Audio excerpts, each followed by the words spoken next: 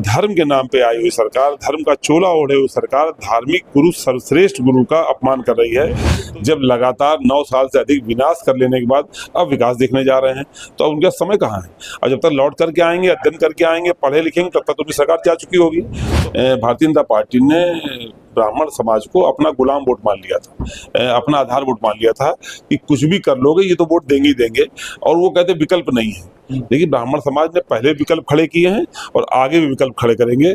शंकराचार्य विवाद का मामला जो है वो थमने का नाम नहीं ले रहा है। कल ब्रजेश पाठक जी जो है वो 101 बैठकों का बुलाकर सम्मान किया है। राजनीति जो है उत्तर प्रदेश में और गर्मा गई है।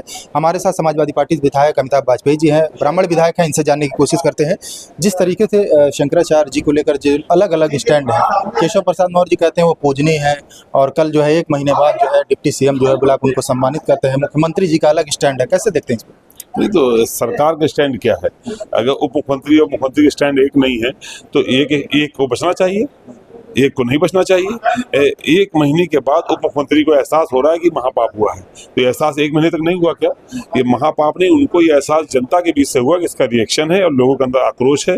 धर्म के नाम पे आई हुई सरकार, धर्म का चोला ओढ़े हुई सरकार धार्मिक गुरु, सर्वश्रेष्ठ गुरु का अपमान कर रही है, तो ये निश्चित रूप से सरकार को बड़ा नुकसान हुआ है। और आज भी मुख्यमंत्री का जो अहंकारी रवैया है वो कहीं ना कहीं लोगों की भावनाओं को आहत कर रहा है। ये जो उप मुख्यमंत्री और इनका जो बयान है वो एक केवल डैमेज कंट्रोल की एक छोटी से प्रयास है, लेकिन हमें लगता नहीं कि इससे कोई डैमेज कंट्रोल होने जा रहा है। अगर बटुकों का सम्मान करना था तो उस बटुक के जाके करना चाहिए जिसकी चोटी पकड़ के इनके अधिकारियों ने खींचा था। अगर इनको सम्मान करना चाहिए तो इनको जाके पूज्य शंकराचार्य जी से माफी मांगनी चाहिए, तो वो भी सरकारी तौर पर आधिकारिक माफी मांगनी चाहिए, तब जाके कहीं ना कहीं सम्मान की बात करी जा सकती है। अभी सिर्फ ये राजनीतिक एक डैमेज कंट्रोल की प्रक्रिया है, इससे अधिक कुछ भी नहीं। आप लोगों ने जो है परशुराम जयंती पर जो है छुट्टी की मांग की है।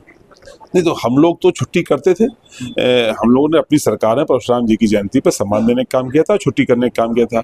इस सरकार ने इसको वापस लिया है, तो हम लोगों ने इनको सामने ये मांग रख करके बात साफ करने की कोशिश करी। अगर इस सरकार इस मांग को मानती है तब तो हमारा ब्राह्मण समाज ये माने कि उनकी सचमुच सम्मान करते हैं। अगर इस बात को नहीं मानते हैं तो ब्राह्मण समाज को मान लेना चाहिए कि ये सरकार उनकी लगातार अनदेखी कर रही है और आगे भी अनदेखी करेगी। मुख्यमंत्री जी सिंगापुर जा रहे हैं, बड़ा निवेश लाने की तैयारी है। बड़ी देर कर दी मेरे पास जाते जाते भी। अगर पहले गए होते तो इनको मालूम पड़ गया होता कि बुलडोजर नीति विकास की नीति नहीं होती है। जब लगातार 9 साल से अधिक विनाश कर लेने के बाद अब विकास देखने जा रहे हैं, तो अब उनका समय कहाँ है?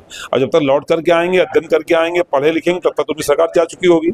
तो अब ये उनके व्यक्तिगत काम में आएगा, अब उनका ये दौरा प्रदेश के किसी काम में आने वाला नहीं। एक आखिरी सवाल, क्या लगता है 27 में ब्राह्मण समाज जो है वो किधर जा रहा है? जिस तरीके से लगातार पिछले सत्र से शुरू हुआ और लगातार जो है यूजीसी, उसके बाद जो है ये, और अब जो है आप लोगों ने परशुराम जयंती में छुट्टी की मांग कर दी। फिर लगातार अनदेखी हुई है। भारतीय जनता पार्टी ने ब्राह्मण समाज को अपना गुलाम वोट मान लिया था, अपना आधार वोट मान लिया था कि कुछ भी कर लोगे ये तो वोट देंगे ही देंगे, और वो कहते विकल्प नहीं है। लेकिन ब्राह्मण समाज ने पहले विकल्प खड़े किए हैं और आगे भी विकल्प खड़े करेंगे।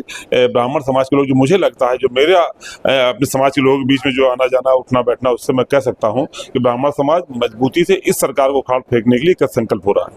यानी 27 में ब्राह्मण समाज सभा के साथ जा इस सरकार को नहीं आने देगा, ये हम कह सकते हैं। ये थे हमारे साथ समाजवादी पार्टी से विधायक अमिताभ वाजपेयी जी, जिनका साफ तौर पर कहना है कि इस बार जो है ब्राह्मण समाज जो है उनका रुख जो है समाजवादी पार्टी की तरफ हो सकता है। आसिफ का न्यूज़ 24 लखनऊ।